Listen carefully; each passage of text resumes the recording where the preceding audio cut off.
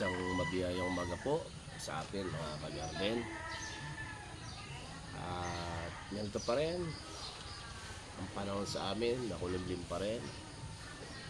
At sana po ngayong susunod na buwan ay uminit na, malapit na po ang summer.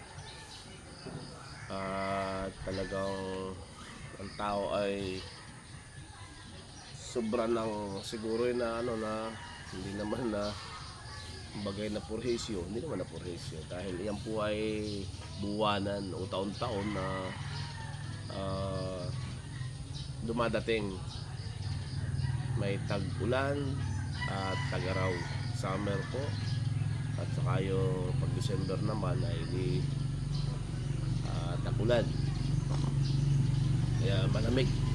Kaya ako nakahulog-kip-kip, malamig pa rin dito sa amin, dito po sa Banta Quezon. At ito po ang aking garden, marami pa rin kailangan, pero unti-unti ko po na i-develop. Kasama ko si Bok at nagwawalis na.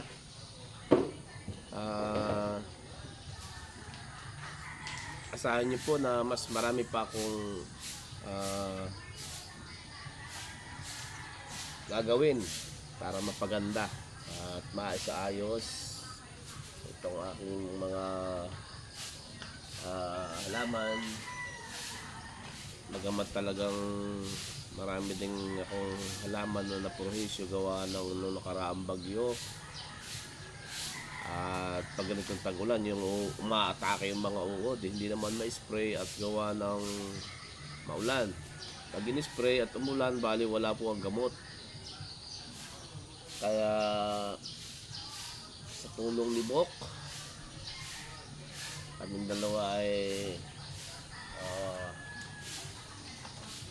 araw-araw na mag-check siguro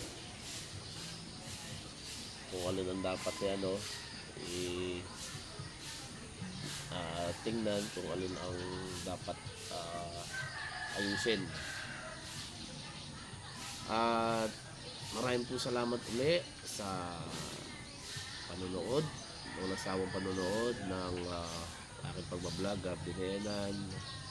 At muli po, Happy New Year sa atin lahat. More blessing is coming 2026. At sana po ay palagi tayo mag-ingat sa ating pagmaneho. Walang sawang paalaala. Lagi tayong mag-ingat sa ating pagmaneho at maging matsag tayo. Kung hindi natin na kabisado yung karsada, tumakbo lang po tayo ng akma doon sa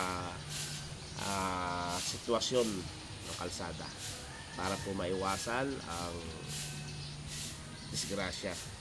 At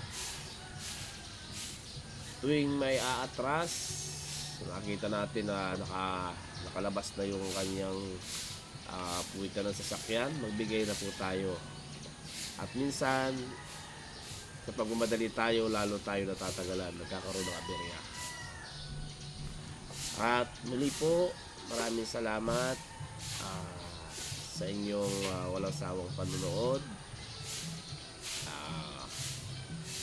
God bless po at mabuhay tayong lahat.